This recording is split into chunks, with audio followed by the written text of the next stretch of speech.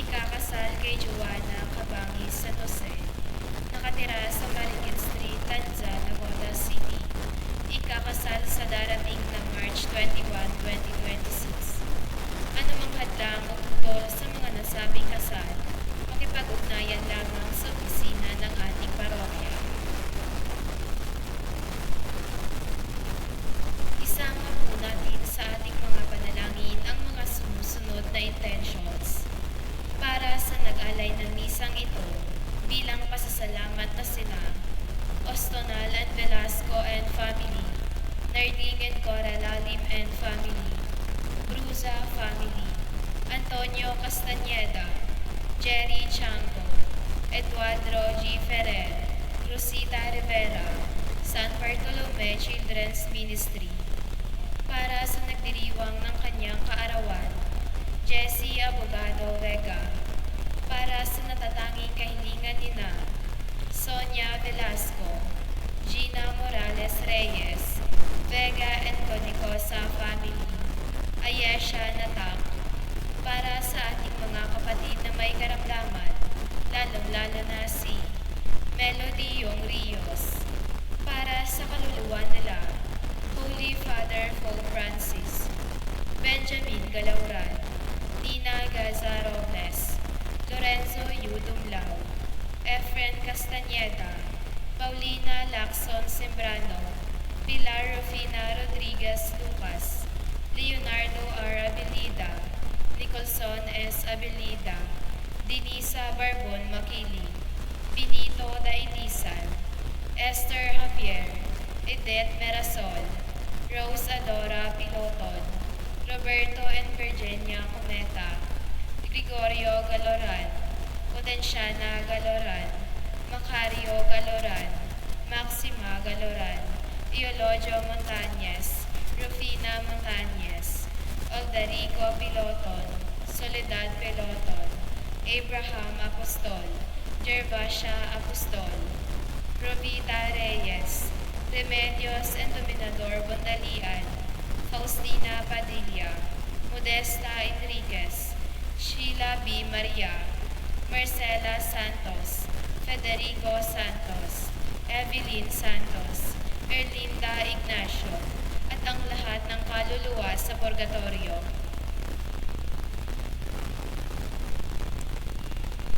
Magandang hapon sa inyong lahat mga kapatid. Ikinagagalak po naming makasama kayo sa pagdiriwang ng banal na Eucharistia. Tayo po ngayon ay nasa ika-6 na linggo sa karaniwang panahon. Walang gitna.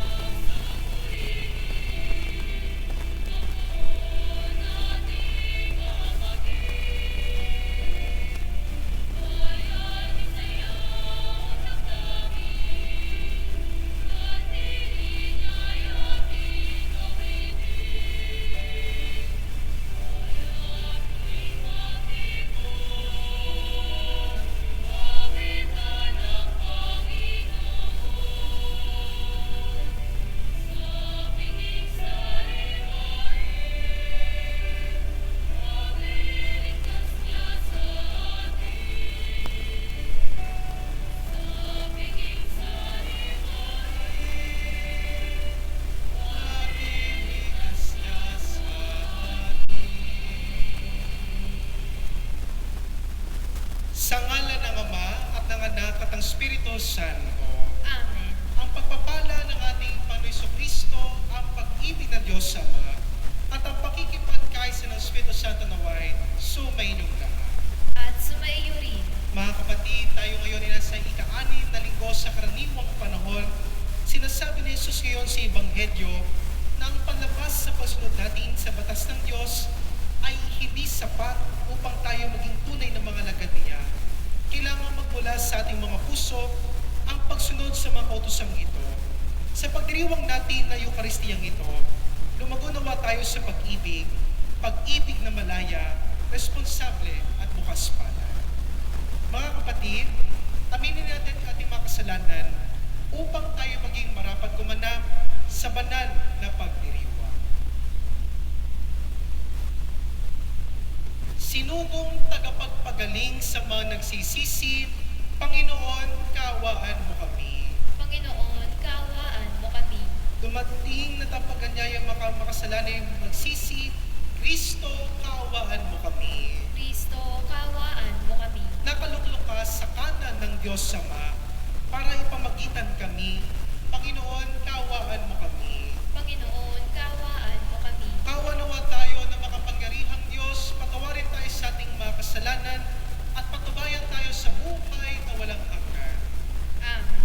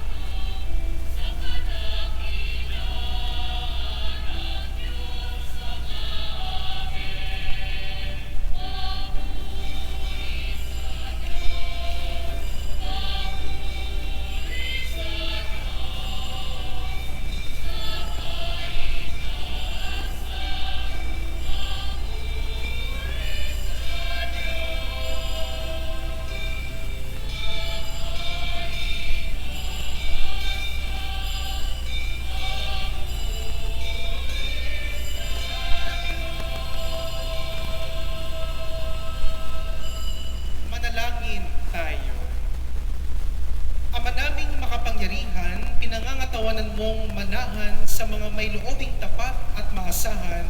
Sa kagandahang loob mo, kami naway makapabuhay bilang mga mapalad na maging iyong tahanan. Sa pamamagitan ni Jesucristo, kasama ng Espiritu Santo magpa sa walang hanggan. Amen. Magsiupo ang lahat. Pagbasa mula sa aklat ni Sirach. Kung gusto mo, masusunod mo ang utos ng Panginoon. Ikaw ang magpapasya kung magiging tapat ka sa Kanya o hindi. Naglagay siya sa harapan mo ng tubig at ng apoy. Kunin mo ang iyong mga ibigan. Makapipili ka ng alinman sa dalawang, buhay o kamatayan. Ang iyong mapili ang siyang mong tutunguhan. Dakila ang karunungan at kapangyarihan ng Panginoon. Nakikita niya ang lahat ng bagay.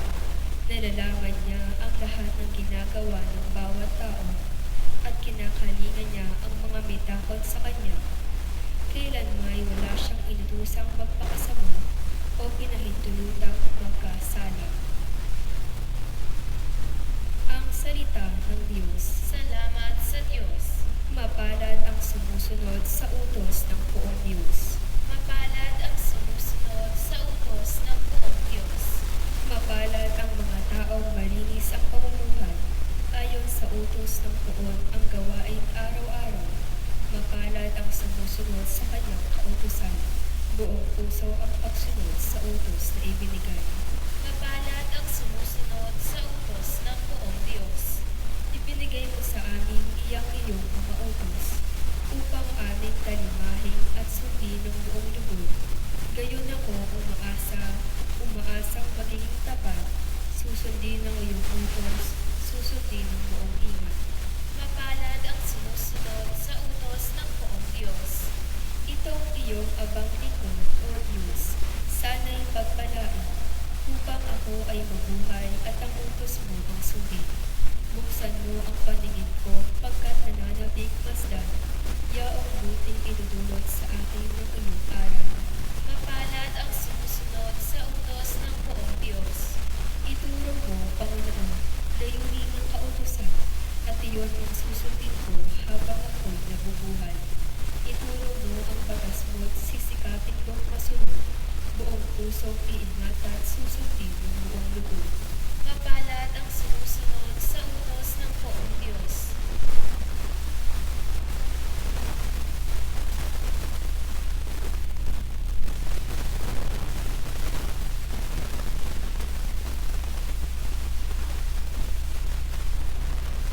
Pagbasa mula sa sulat ni Apostol San Pablo sa mga taga-Korinto.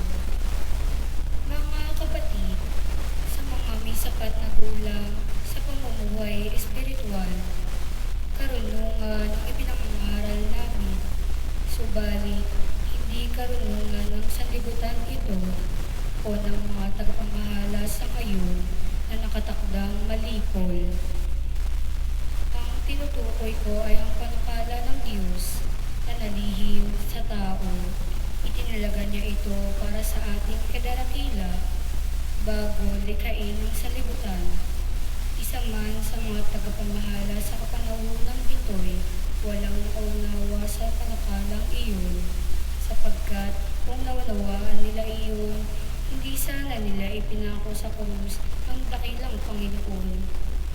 Ganito ang sinasabi ng kasulatan, hindi pa nakikita ng mata, di naririnig ng tainga, hindi pa rin sumasagi sa isip ng tao ang inihanda ng Diyos sa mga umiibig sa Kanya. Subalit, ito'y inihayag ng Diyos sa atin sa pamamagitan ng Espiritu, na sasaliksik ng Espiritu ang lahat ng bagay, maging ang pinakamalalim na panukala ng Diyos. Ang salita ng Diyos. Salamat sa Diyos. Magsitayo ang lahat bilang magalang sa mabuting balita.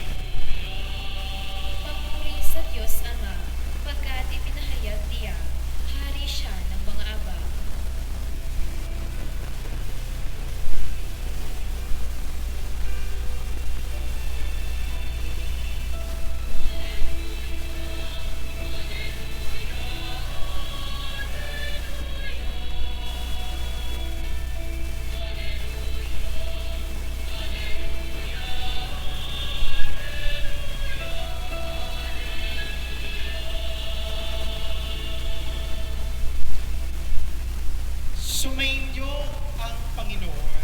At sumaiyo rin. Ang mabuting balita ng Panginoon ayon kay San Mateo. Papuri sa iyo, Panginoon.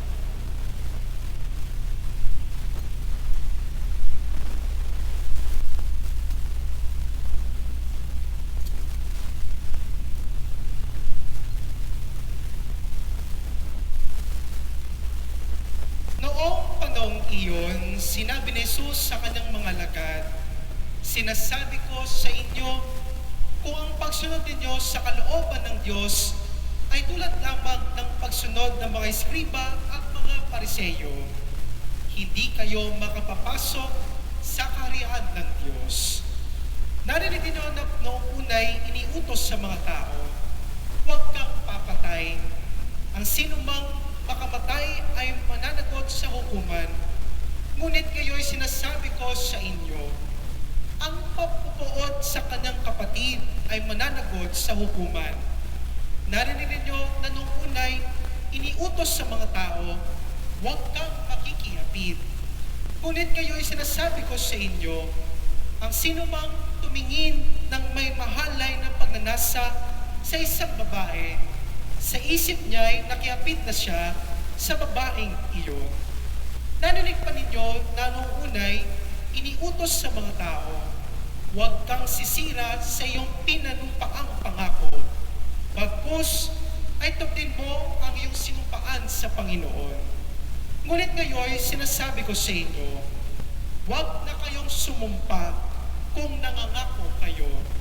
Sabihin mo na lang na oo kung oo at hindi kung hindi. Sapagkat buhat na sa masama ang anumang sumpang idaragdag dito. Mga kapatid, ang mabuting balita ng Panginoon. Pinupuri ka namin, Panginoong Hesukristo. Magsiyo po ang lahat. Mga minamahal na bayan ng Diyos, isang pinagpalang hapon po sa inyong lahat. Isang pinagpalang hapon din po, Father. Pwede po bang pakibati po mo ninyo, ang mga tao sa paligid ninyo, na isang magandang hapon sa iyo kapatid, magandang hapon, magandang hapon. No? Ngayon pa man din po, ngayong araw po na ito ay nasa ika-6 tayo na linggo sa karaniwang panahon, at ang araw na ito ay linggo, at ito po mismo ay isang araw na pinagpapala mismo ng Diyos. Purihin po natin palakpakan na ating Panginoon Jesucristo sa ating mga pagbasa na narinig sa mga kapatid, sa ating pong pagninilay sa hapon na ito, pinagtuunan ko po mismo ng pansin ang mga katagang ang pakikipagtulungan sa Diyos. Sa wikang Ingles, cooperation with God. At alam po ninyo, natatandaan ko po tuloy, noong ako po mismo ay nasa high school pa lamang, noong ako po mismo ay napili bilang isang varsity basketball player.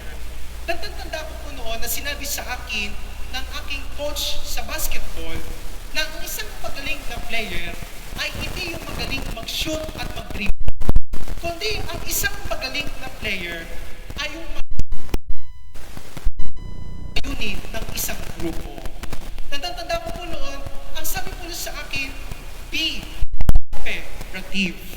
At marahil din po kapag kayo po mismo ay nag-aaral din sa loob ng paaralan, isa po sa gusto ninyong nakakasama sa inyong grupo ay yung mga tao at kaklase mong marunong makipagtulungan kapag kayo mismo ay may proyekto at kinakailangan meron kayong kailangang ipasa sa inyong mga guro.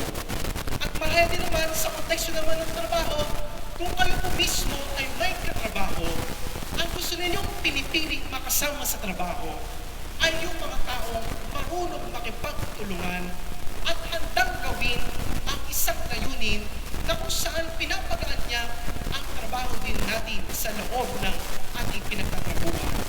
At alam po ninyo, ang pinaka-nakakainis naman ng mga tao na nakakasama natin kapag tayo nag-aaral o kaya naman tayo ay nagtatrabaho ay yung mga tao naman na hindi marunong makipagtulungan.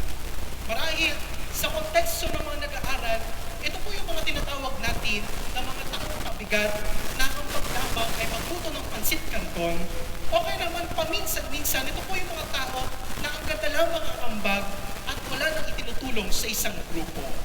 At marahil Dahil po sa buhay po ninyo, ito rin po minsan na kinaiinisan po ninyo ang itong uri ng mga tao na hindi marunong makipagtulungan sa lahat ng aspeto upang mapagaan ang ating mga trabaho. At ano po ninyo, ito po mismo ang mensahe natin mga pagbasa ngayon. Ang panawagan sa atin ng Diyos sa araw na ito ay matuto tayong makipagtulungan hindi lamang sa ating kapwa-tao, kundi sa Diyos mismo. Ang sabi sa katuruan ng ating simbahan, ang kaligtasan ay natatamo ng isang tao sa pamamagitan ng kanyang pakikipagtulungan sa tulong ng grasya ng Diyos at ng kanyang kalayaan na gawin ang mabuti. Kaya po paalala po sa atin sa buhay natin bilang mga Kristyano, we must be cooperative. Matuto tayong makipagtulungan mismo sa Diyos. Huwag lamang tayo maging pabigat mismo sa Diyos at gawin natin ang para sa Diyos. At magandang pagdilayan po natin ito sa ating mga pagbasa ngayon. Ano po mismo ang gustong ipakita sa atin ng Diyos upang pakita natin sa ating mga sarili kung paano tayo makikipagtulungan mismo sa Diyos.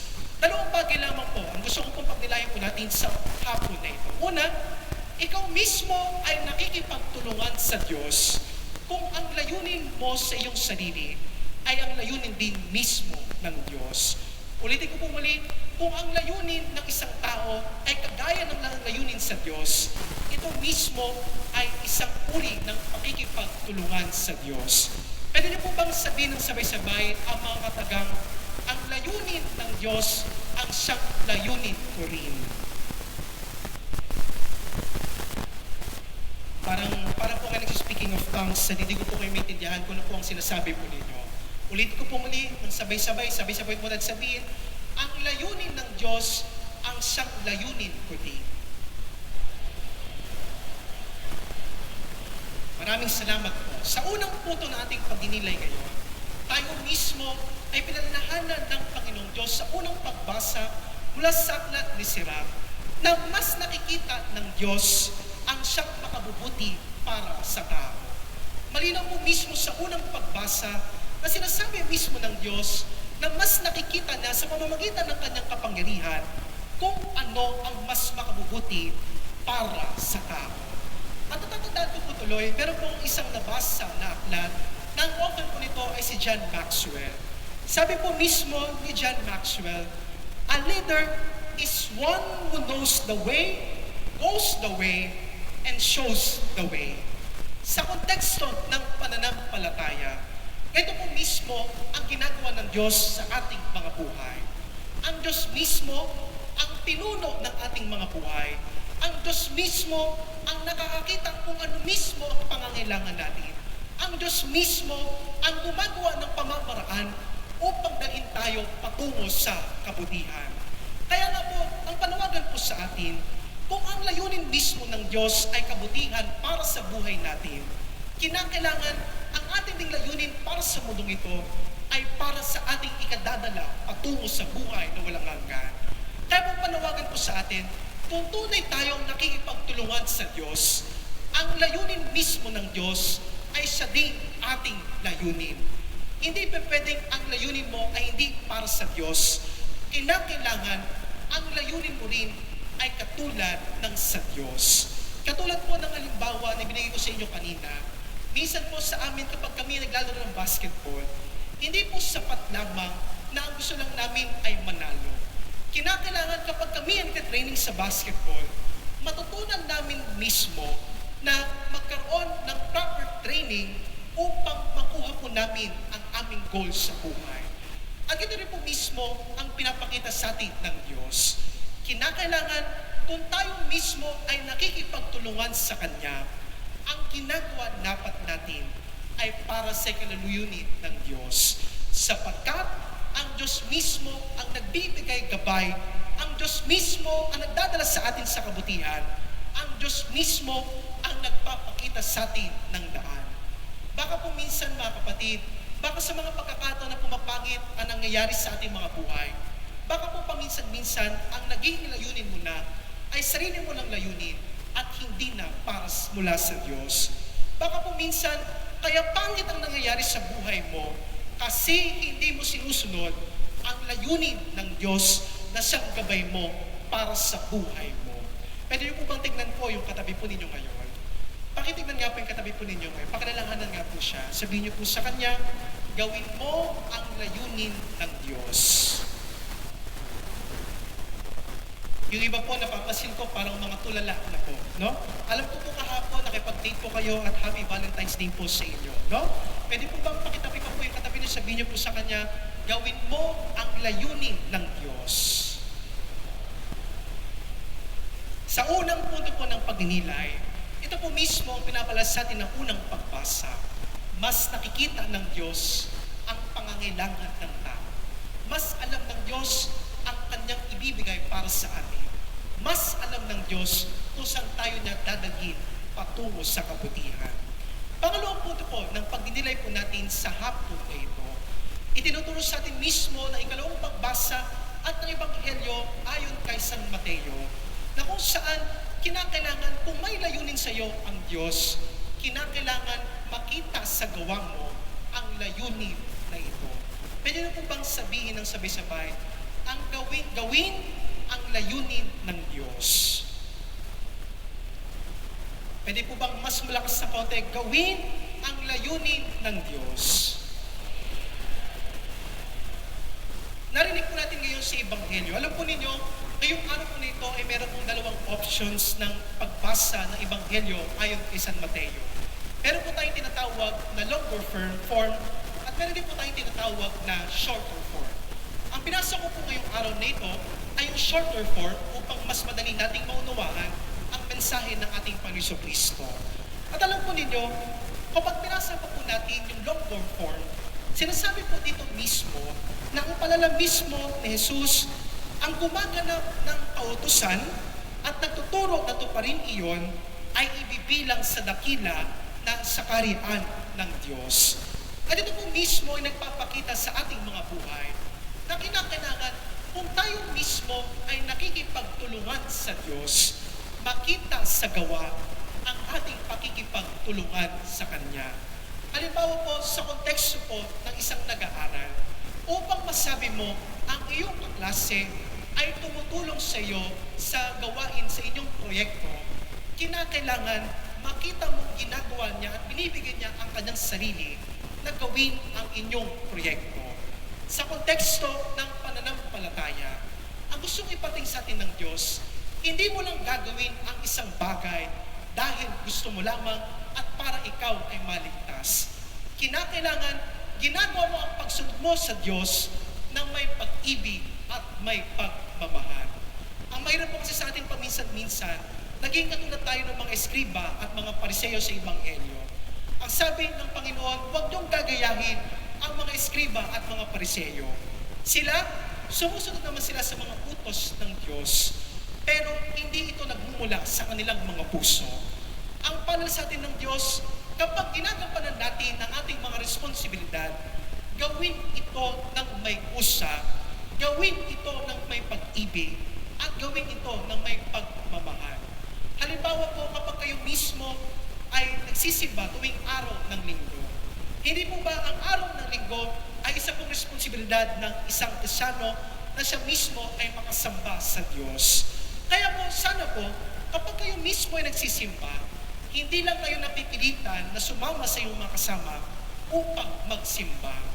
Kinakailangan sa sarili mo, lumalabas sa iyong mga puso na gusto mong magsimba. Kaya pa man po tayo din mismo ay nagdarasal, kinakailangan mong may pagmamahal na ipakita mong ikaw ay nagdarasal. Minsan po kasi, ang ilan sa atin, they see our responsibility as Christians as a mere requirements and not just out of love. Katulad po, natatandaan ko po tuloy, meron pong lumapit sa akin na isang servant ng ating parokya. Sabi po niya sa akin, ng servant na ito, Father, alam po ninyo, parang napapagod na po ako sa paglilingkod po sa simbahan.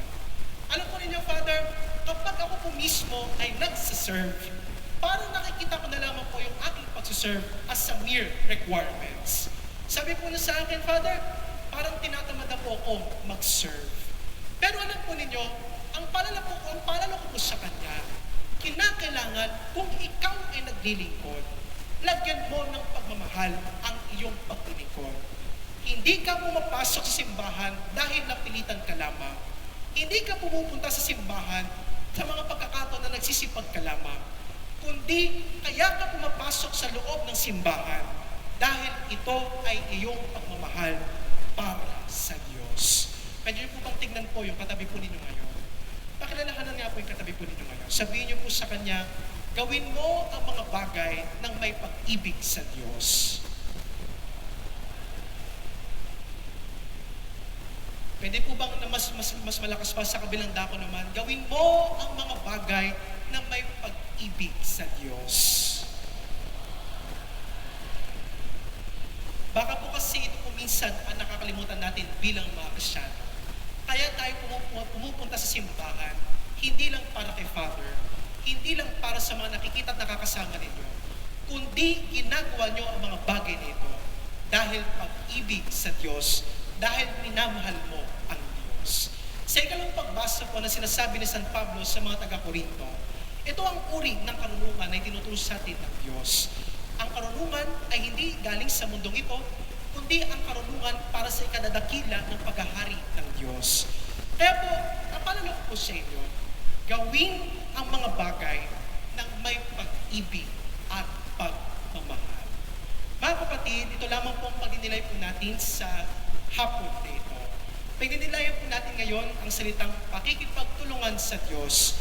Sa wikang Ingles, cooperation with God. Sabi po natin ganito, ang pakikipagtulungan mismo sa Diyos ay pagbubukas ng ating kalooban na sundin ang gustong gawin ng Diyos sa atin. Ang ibig sabihin ng pakikipagtulungan sa Diyos ay hayaan natin ang grasya ng Diyos na kumilos sa ating mga buhay.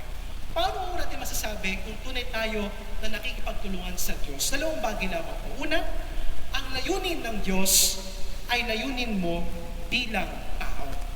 Ang layunin ng Diyos ay layunin mo bilang tao.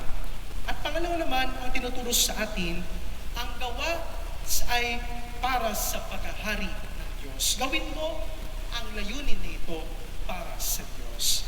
Sa matatapos po na aking pamilya sa hapon na ito, isang tanong po muli ang gusto kong iiwan sa inyo.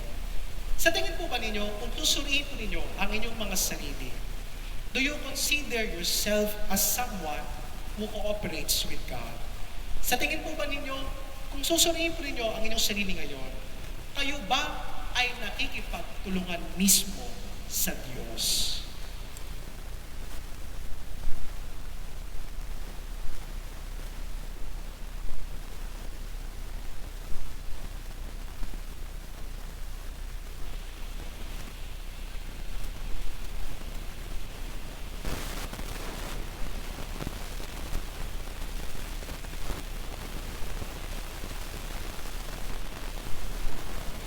Magsitayo ang lahat. Ating ipayag ang ating pananampalataya, sumasampalataya. Sa Diyos Amang makapangyarihan sa lahat, na may gawa ng langit at lupa, sumasampalataya ako kay Jesucristo, iisang anak ng Diyos, Panginoon nating lahat.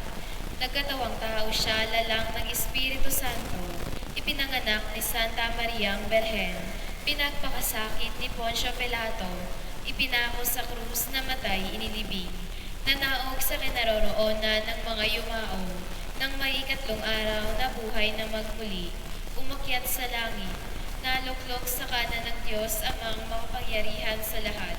Doon magmumulang paririto at uhukom sa nangabubuhay at nangamatay na tao. Sumasampalataya naman ako sa Diyos Espiritu Santo, sa banal na simbahang katolika, sa kasamahan ng mga banal, sa kapatawaran ng mga kasalanan, sa pagkabuhay na muli ng nangamatay na tao, at sa buhay na walang hanggan. Amen. Mga kapatid, sa pamamagitan ng Espiritong Banal, hilingin natin sa Ama ang biyaya ng pag-unawa at pagtalima sa kanyang kalooban. Buong pagtitiwala nating inalangin, Panginoon, dinggin mo kami. Panginoon, dinggin mo kami.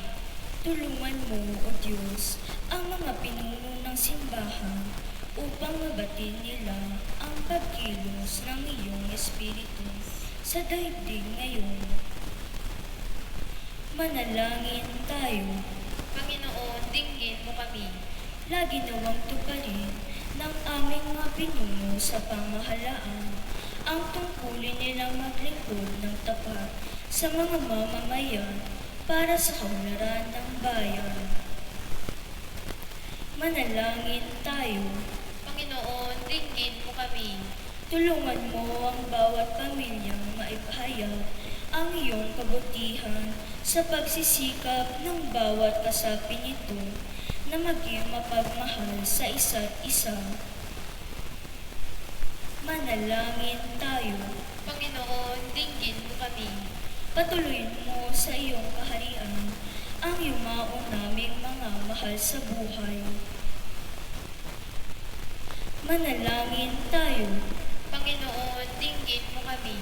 Itaas natin ang ating mga kapatid na nangangailangan ng panalangin, ang mga daing ng ating pamayanan at ang ating pansariling mga kahilingan.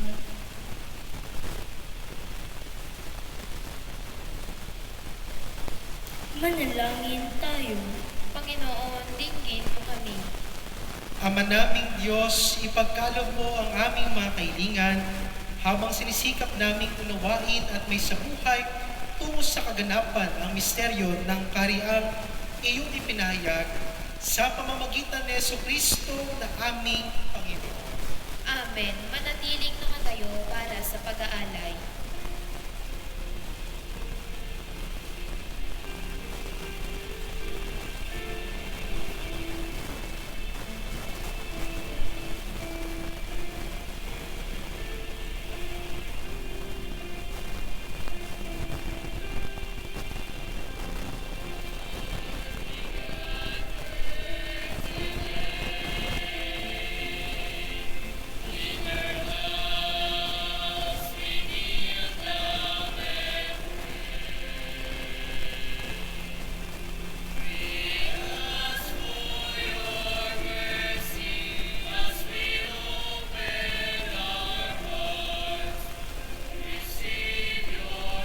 Magsiupo ang lahat.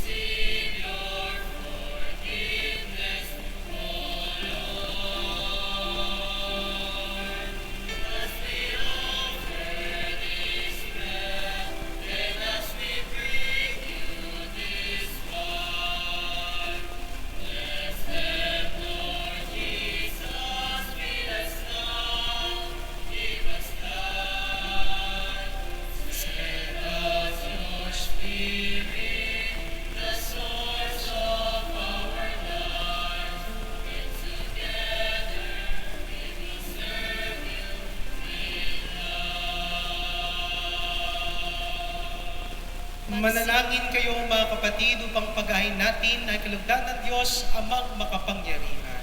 Tanggapin nawa ng Panginoon itong paghahain sa iyong mga kamay, sa kapurihan niya at karangalan, sa ating kapakinabangan, at sa buong sambayanan niyang banal.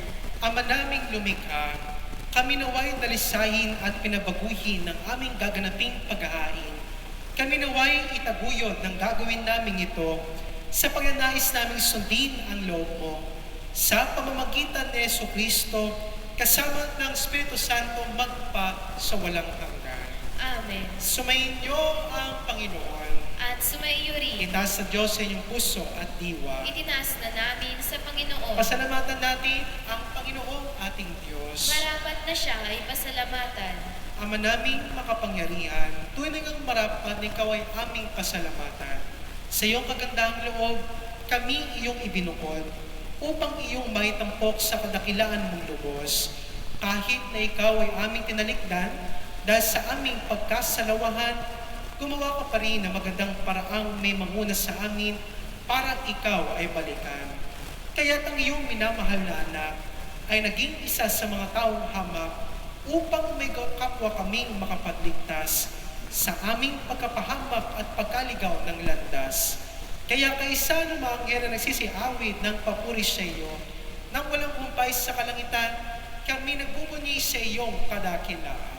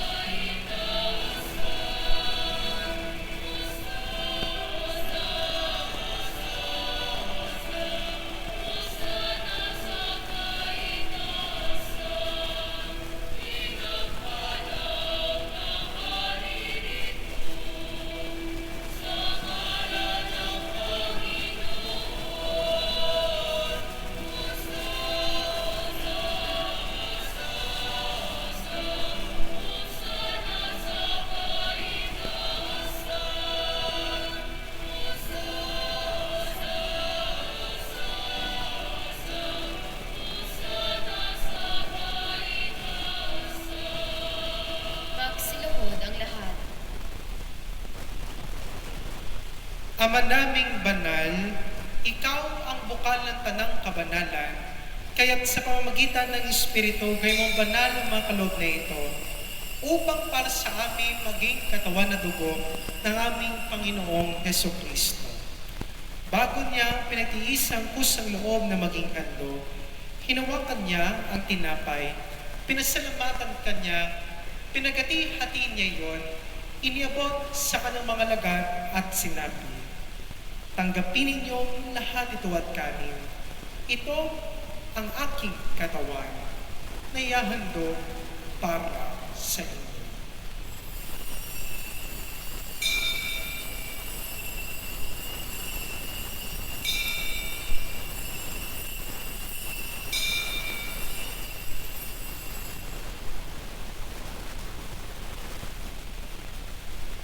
Gayon din naman, nung matapos ang hapunan, hinawakan niya ang kalis.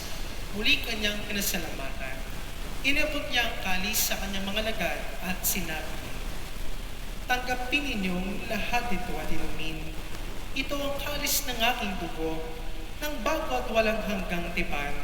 Ang aking dugo ni bubuhos para sa inyo at para sa lahat, sa pagpapatawad ng mga kasalanan. Gawin niyo ito sa pag-alala sa akin.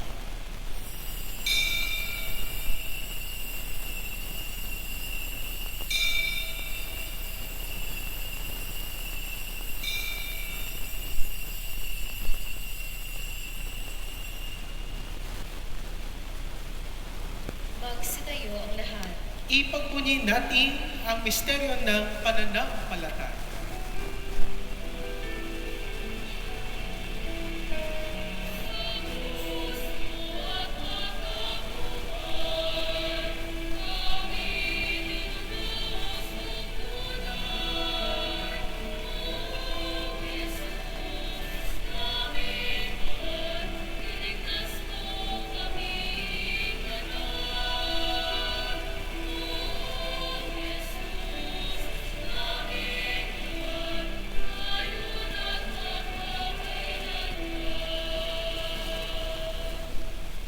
Ama, ginagawa namin ngayon ang pag-alala sa pagkamatay at muling pagkabuhay na iyong anak. Katinyalay namin sa iyo ang tinapay na nagbibigay buhay at ang kalis nagkakalob ng kaligtasan. Kami nagpapasalamat dahil kami yung minarap at tumayo sa harap mo para maglingkod sa iyo. Isinasamo namin kami magsisalo-salo sa katawan at dugo ni Kristo ay mabuklod sa pagkakaisa sa pamamagitan ng Espiritu Santo. Ama, lingapin mo ang iyong simbahang laganap sa buong daigdig. Puspusin mo kami sa pag-ibig. Kaysa ni Leon na aming Papa at ipapaverhilin naming obispo at ang tanang kaparian. Alalahanin mo rin ang mga kapatid naming nahimlay na may pag-asang sila'y muling mabubuhay, kayo din ang lahat ng mga pumanaw. Kaawan mo sila at patuloyin sa iyong kaliwanagan. Kaawa mo pag-itapati kaming lahat na makasalaw sa iyong buhay na walang wakas. Kaysa ng mahal na Birheng Maria na ina ng Diyos, ni San Jose ng kanyang kabiyak ng puso, kaysa ng mga apostol, lalo-lalo na si San Bartolome, at ang lahat ng mga banal na namuhay at sudaigdig ng kaluglugod sa iyo. May pagdiwang nawa namin pupupuri sa ikararangal mo sa pamamagitan ng iyong anak na aming Panginoong Hesukristo. Sa pamamagitan ni Kristo, kasama niya sa Kanya, ang lahat ng parangal at papuri ay sa iyo, Diyos Ama, makapangyarihan, kasama ng Espiritu Santo, magpasawalang hanggan.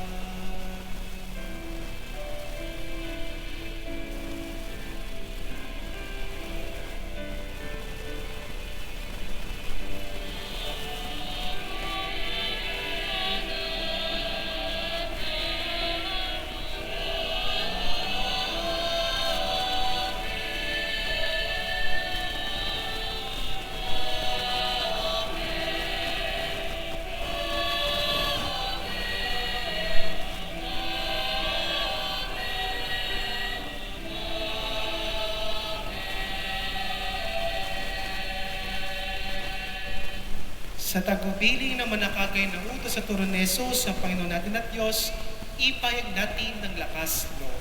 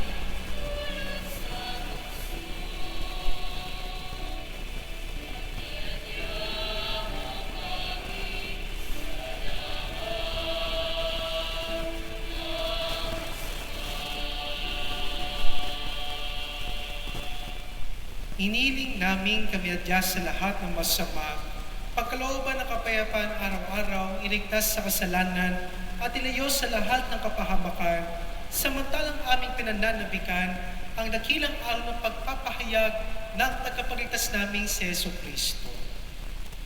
Sapagkat iyo ang kaharian at ang kapangyarihan at ang kapurihan magpakailanman. Amen. Panginoong Jesucristo, sinabi mo sa iyong mga apostol, kapayapaan ang iniwan ko sa inyo, ang aking kapayapaan ang binibigay ko sa inyo. Tungayin mo ang aming pananampalataya at huwag ang aming pagkakasala. Pagkalooban mo kami ng kapayapaan pagkakaisa ayon sa iyong kalooban kasama ng Espiritu Santo magpasawalang hanggan. Amen. Ang kapayapaan ng Panginoon ay laging sumainyo. At sumaiyo rin. Magbigayan kayo ng kapayapaan sa isa't isa. Kapayapaan.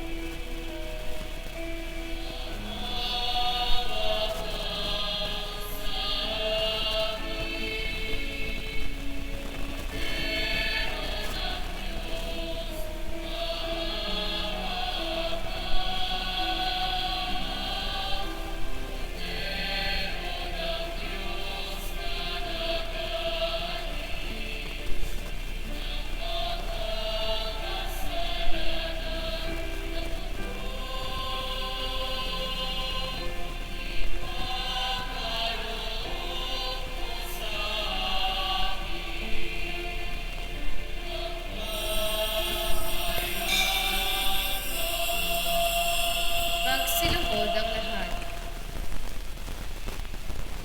Ito ang kordero ng Diyos. Ito ang nag-aalis ng mga kasalanan ng sanlibutan. Mapalad ang mga inaaniyahan sa kanyang piging.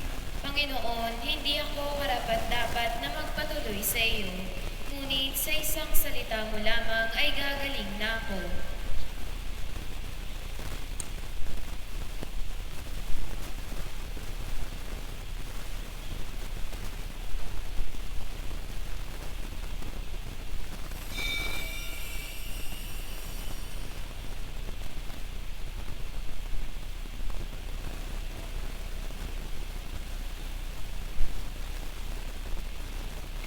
Paalala bago magkomunyon, bilang paggalang sa banal na Eukaristiya, kapag ito ay ating tatanggapin sa kamay, mangyari lamang na isubo agad natin ito upang maiwasan na ito ay mahulog.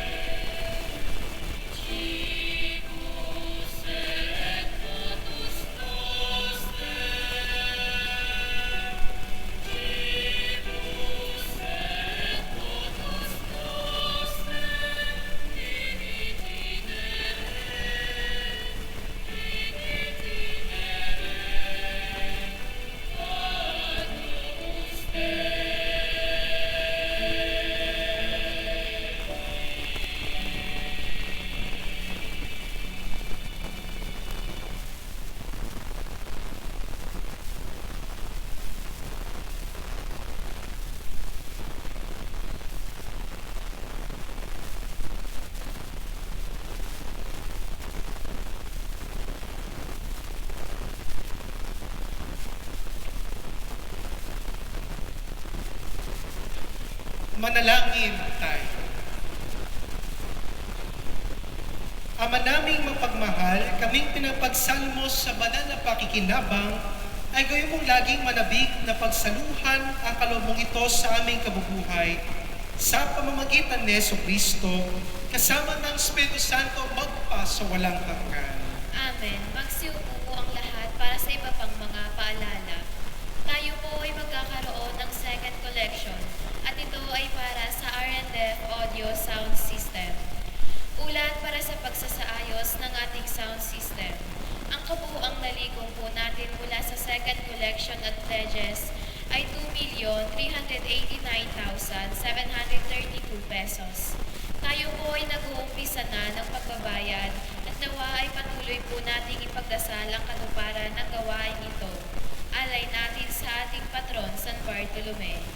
Upang mapalawig at mapatibay ang ating pamimituho sa ating patron, San Bartolome, inyaayayahan po ang lahat sa pagnonobena tuwing Martes, 5 p.m. at 5:30 p.m. banal na misa, nasusundan ng panalangin para sa mga may sakit at pagpapahid ng langis. Kwentong San Bartolome, ikaw ba ay may patotoo o pangyayari sa iyong buhay na tinulungan at ginabayan ka ng mga panalangin ng ating patrong si San Bartolome? Kung mayroon po kayong kwentong himala, maaari po kayong sumulat at ipaabot ito sa ating parish office. Ang mga oras ng misa para sa Miyerkules ng Abo o Ash Wednesday ay ang mga sumusunod: 6 a.m., 7:30 a.m., 12 noon, 5:30 p.m. at 7 p.m. Malugod po namin kayong inaanyayahang makisa at tumalo sa Parish Lenten Recollection sa darating na Sabado, February 21 sa ganap na 7 p.m. sa loob ng ating simbahan. Ang ating recollection speaker ay si Reverend Father Dave Concepcion. Ang children's ministry ng ating parokya ay nagdiriwang ng kanilang ika-16 na taong anibersaryo. Kaugnay nito, ang mga ministry sa ilalim ng San Bartolome Parish Ministry on Youth Affairs ay bukas para sa mga kabataang nagnanais maglingkod. Kami po ay magkakaroon ng Epic Fair booth pagkatapos ng banal na misa sa St. John 23rd Hall. Inaanyayahan ang mga batang may edad 9 to 16 years old na gustong makiisa at maging bahagi ng pagdiriwang. Narito ang mga ministry na maaaring salihan: Lilies of the Altar, Junior Lectors and Commentators, Tanghalang Habak Liturgical Dancers, Ministry of Youth Affairs Choir, #Youth Serving Youth. Maraming salamat po.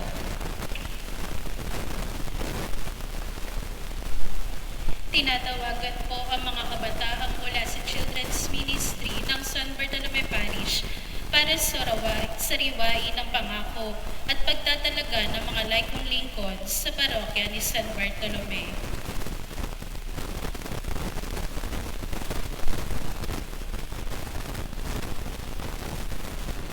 Reverendo Padre Ray Larius de Mayakyang V, aking inihaharap sa inyo ang mga laikong lingkod mula sa Children's Ministry, mula sa Ministry on Youth Affairs, na naghahangad na sariwain at ipahayag ang kanilang pangakong maglingkod sa ating simbahan sa pamamagitan ng banal na liturhiya. Hiling nila ang inyong pagtanggap ng kanilang hangarin at ang inyong pagbabasbas. Pagtanggap sa mga laikong lingkod. Minamahal kong mga kapatid, kayo ay pinagkatiwalaang ipahayag ang mabuting balita ng kaligtasan bilang mga laikong lingkod. Sa palilingkod na ito, inaasahang magiging mga halimbawa kayo ng pamumuhay Kristyano sa pananampalataya at asal. Pagsumikapan ninyong lumagos sa kabanalan sa pamamagitan ng pagdarasal at pagninilay ng salita ng Diyos. Laging pakatandaan na sa kabila ng maraming uri ng paglilingkod, ay isa pa rin ang pinaglilingkuran bilang mga laikong lingkod. Maging maingat kayo sa pagtupad sa utos ng Panginoon na mahalin ang ating kapwa. Sa banal na kasulatan, sinabi ni Jesus sa kanyang mga alagad, "Ito ang atas ko, magmahalan kayo tulad ng pagmamahalan ko sa inyo. Nakahanda ba kayong ilaan ang inyong mga sarili sa paglilingkod sa pamamagitan ng angkop ng paggamit ng inyong mga kakayanan at nang sa gayon ay makatulong sa pagbuo ng banal na simbahan? Opo, nakahanda kami. Nakahanda ba kayong tumugon sa panawagang buhayin at isabuhay ang salita ng Diyos sa inyong mga pamumuhay? Opo, nakahanda kami. Nakahanda ba kayo magiging tagapaglingkod ng inang simbahan at sa ministeryong inyong kinabibilangan ng bukal at tapat sa inyong mga kalooban? Opo, nakahanda kami. Kung gayon, ipayag ninyo sa harap ng Diyos sa sasambayan ng Kristyano ang inyong pagtatalaga sa sarili, mangyaring itaas ang inyong mga kanang kamay. Sa aking pananampalataya, sa harap ng Panginoong Diyos at sa kanyang sambayanan, ako ay nangangakong tutupad sa tungkuling iniaatas sa akin ng inang simbahan bilang laikong lingkod sa aming parokya. Maluwag sa aking puso ang pagtanggap sa gawaing iniaatang sa akin. Buong puso akong nangangako na paglilingkuran ng inang simbahan na may katapatan, kasipagan at kababaang loob. Bilang Kristiyano at kasapi sa pamayanang ito, batid ko na ang tungkuling maglingkod ay karapat-dapat na ibahagi sa sambayanan ng Diyos para na rin sa kanyang kaluwalhatian. Aking tutuparin ang panawagang ito sa kakayahang ibinigay sa akin bilang isang kasangkapan ng pagkakaisa, pagmamahalan at ng kahandaang maglingkod na may kababaang loob sa kapwa. Sa pangmatnubay at panalangin ng ating inang si Maria, sa paggabay ng Espiritu Santo, naway magampanan ko ang kaloob ng Diyos sa pamagitan ni Jesucristo ang aming Panginoon. Amen. Manalangin tayo. Panginoong aming Diyos, mapagmahal na Ama, tinawag mo kaming maging lingkod sa iba't ibang pamamaraan sa aming mga kapatid sa pananampalataya ayon sa kaloob na iyong ibinigay sa amin. Basbasan mo at pagkalingapin ang mga kapatid naming tinawag mo bilang mga laikong lingkod na kabataan. Puspusin mo sila na iyong pagmamahal, gawin mo silang instrumento na iyong kabutihan at biyayaan sila ng kaligayahan sa paglingkod. Magningning nawa ang kanilang pananampalataya upang maging tanda ng iyong pag-ibig sa lahat. Iniling namin ito sa ngalan ni Jesus na aming Panginoon.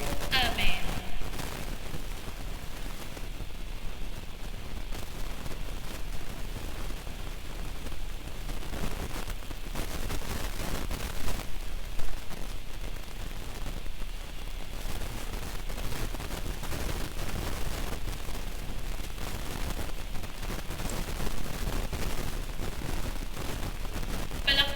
Palakpakan po natin ang mga kabataan na naglilingkod sa parokya ni San Bartolome.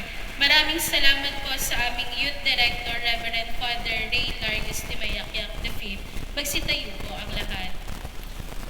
Bilang Youth Director po ng buong Diocese ng Caloocan, kung may mga kakilala po kayong mga kabataan na gusto pong maglingkod bilang miyembro ng Ministry of Youth Affairs, they are very welcome to our parish. Maraming salamat po sa inyong pakikisa. Sumayin niyo ang Panginoon. At sumayo rin. Iyuko po niyo yung mga ulo para sa pagbabasbas. Ama naming mapagmahal, basbasan mo ng sigla ang iyong sambayanan sa pagsunod sa iyong kalooban, sa diwa na iyong pag-ibig at sa tulong ng iyong lakas, matapat na ang sundin ng loob mo sa pagmamahal sa kapwa-tao, sa pamamagitan ni Jesucristo, kasama ng Espiritu Santo magpa sa walang hanggan. Amen.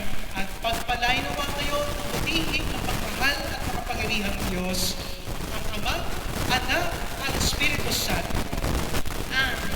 Naialay na natin ang pananayong Kristiya, umayo kayong taglay ang pag-ibig ni Kristo. Salamat sa Diyos.